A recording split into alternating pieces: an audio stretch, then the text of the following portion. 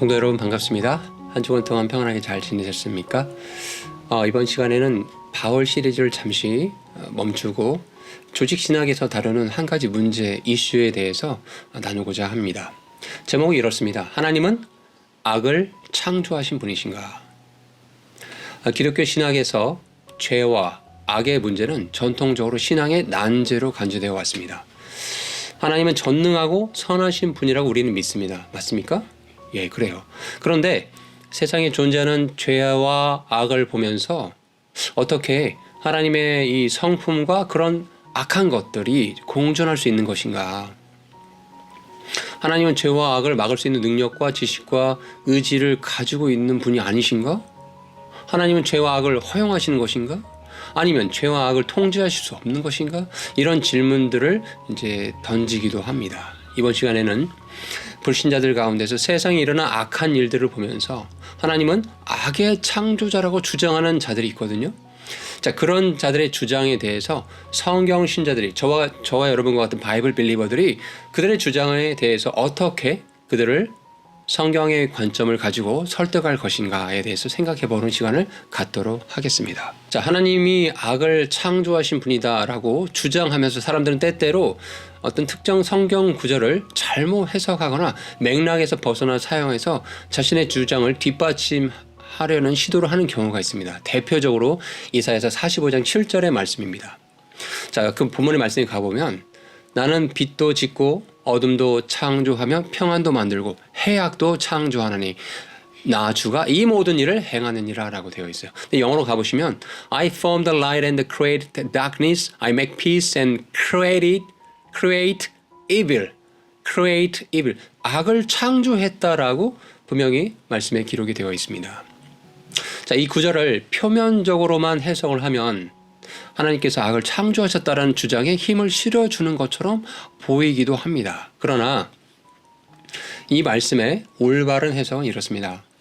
이사야서 45장 7절에 나오는 이 악, 이빌이란 단어의 원문 히브리어로 가보면 이 단어의 원문 히브리어를 가보면 재난, 파괴 이런 것과 같은 물리적인 악을 의미합니다. 다시 말해서 이 구절에서 하나님께서 말씀하신 악은 도덕적인 악이 아니에요. 재난이나 심판과 같은 형태의 자연적, 사회적, 어떤 물리적 이런 결과를 의미합니다. 하나님은 선하신 분이시고 도덕적인 악을 창조하거나 조정하지 않으십니다. 이 점을 잘 기억하셔야 됩니다. 오히려 이 구절은 하나님의 주권과 세상에 대한 통제력을 강조하신 것으로 이해하셔야 됩니다. 자, 그러면 하나님과 이 세상의 악의 문제를 이해할 때 먼저 우리는 하나님의 선하심과 악의 기원에 대한 조직 신학적인 이해가 좀 필요하거든요. 자, 먼저 우리가 기억할 사실이 있어요. 우리 하나님은 절대적으로 선하신 분이시라는 거예요. 맞습니까? 악이라는 것은 하나님의 본성과 정면으로 대립하는 존재라는 것을 확실하게 집어넣고 생각하셔야 됩니다.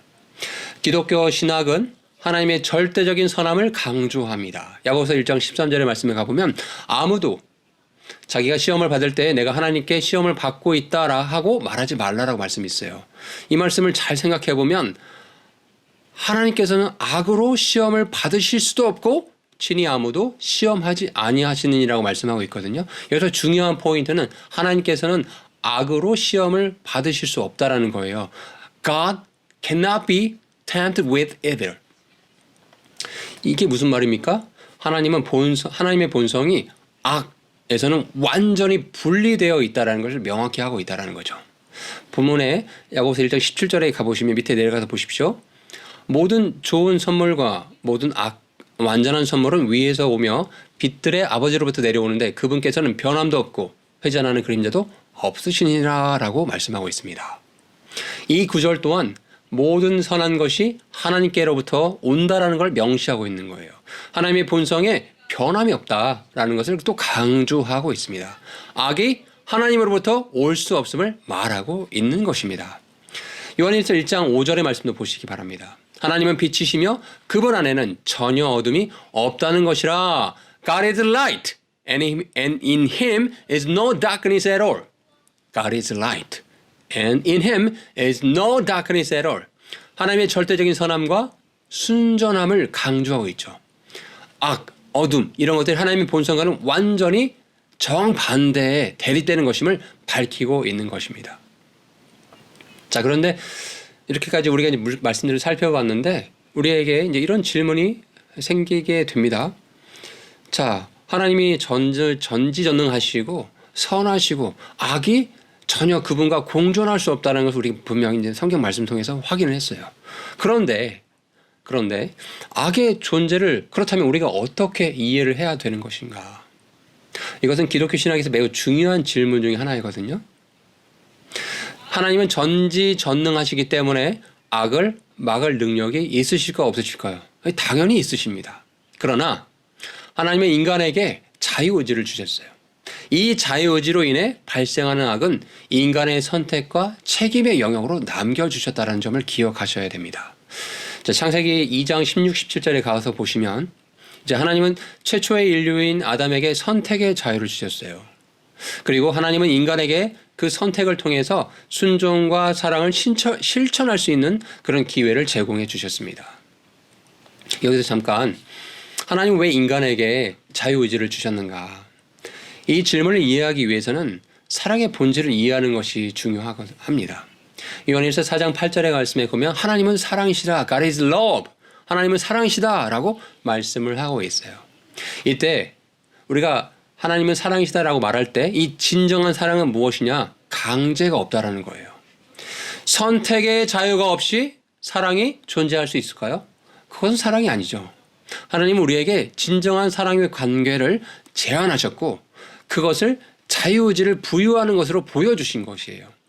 이것이 인간을 단순히 로봇 형태로 만드신 게 아니었다라는 거죠. 하나님과 진정한 관계를 맺을 수 있는 존재임을 밝혀주셨다는 거예요. 창세기 3장에 아담과 이브의 불순종을 통해서 그런데 그 부여받은 자유의지를 어떻게 써요? 우리 최초의 인류가 불순종이라는 것을 선택을 하는 데 썼어요. 그래서 그것으로 인해서 이제 악이 세상에 들어오게 되었죠.